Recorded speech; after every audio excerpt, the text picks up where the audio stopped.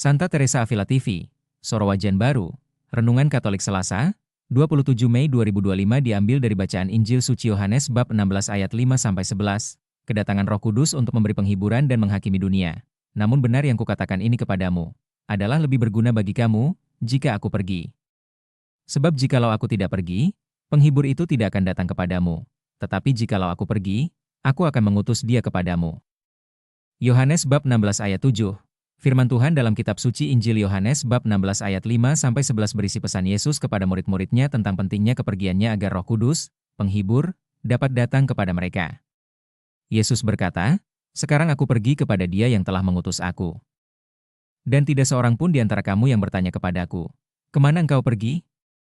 Tetapi karena aku mengatakan hal itu kepadamu, sebab itu hatimu berduka cita."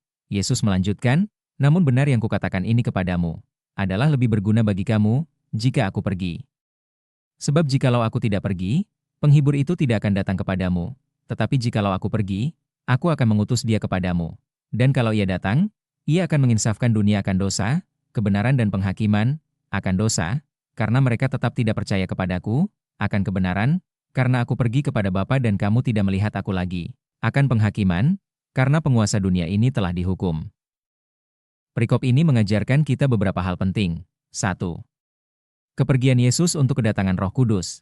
Yesus menjelaskan bahwa kepergiannya adalah demi kebaikan murid-muridnya, karena dengan kepergiannya, Roh Kudus, penghibur, akan datang. Kehadiran Roh Kudus akan memberikan kekuatan, bimbingan, dan penghiburan kepada para murid. Dengan demikian, murid-murid tidak akan merasa ditinggalkan, tetapi akan ditemani oleh Roh Kudus dalam perjalanan iman mereka. 2. Penginsafan oleh Roh Kudus.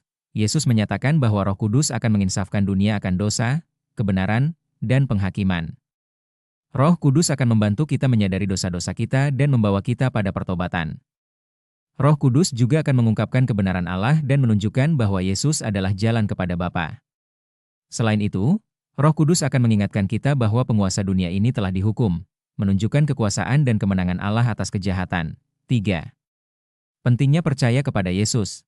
Yesus menekankan bahwa dosa utama adalah tidak percaya kepadanya. Percaya kepada Yesus adalah kunci untuk menerima keselamatan dan hidup yang kekal. Dengan percaya kepada Yesus, kita diundang untuk hidup dalam kebenaran dan mengikuti ajarannya. Sebagai umat Katolik, kita diajak untuk merenungkan bagaimana kita dapat mengundang kehadiran Roh Kudus dalam hidup kita, menyadari dosa-dosa kita, dan hidup dalam kebenaran yang diajarkan oleh Yesus. Poin-poin refleksi sehari-hari. 1. Mengundang Roh Kudus. Renungkan sejauh mana kita membuka diri untuk menerima kehadiran Roh Kudus. Apakah kita berdoa dan memohon bimbingan Roh Kudus dalam hidup kita? 2. Menyadari dosa-dosa kita. Evaluasi sejauh mana kita menyadari dosa-dosa kita dan berusaha untuk bertobat. Apakah kita meminta pengampunan Tuhan dan berusaha untuk hidup dalam kebenaran? 3. Percaya kepada Yesus. Bagaimana kita bisa memperkuat iman kita kepada Yesus? Apakah kita mengandalkan Yesus dalam setiap aspek kehidupan kita dan hidup sesuai dengan ajarannya? 4. Mengalami penghiburan Roh Kudus. Renungkan bagaimana kita bisa merasakan penghiburan dan bimbingan Roh Kudus dalam hidup kita. Apakah kita merasa diberdayakan oleh Roh Kudus untuk menghadapi tantangan hidup? 5. Menjadi saksi kebenaran. Bagaimana kita bisa menjadi saksi kebenaran Kristus dalam kehidupan sehari-hari? Apakah tindakan dan kata-kata kita mencerminkan kasih dan kebenaran Tuhan kepada orang lain? Dengan merenungkan dan mengamalkan pesan dari Injil hari ini, kita diajak untuk memperkuat komitmen kita dalam mengundang kehadiran Roh Kudus, menyadari dosa-dosa kita, dan hidup dalam kebenaran yang diajarkan oleh Yesus.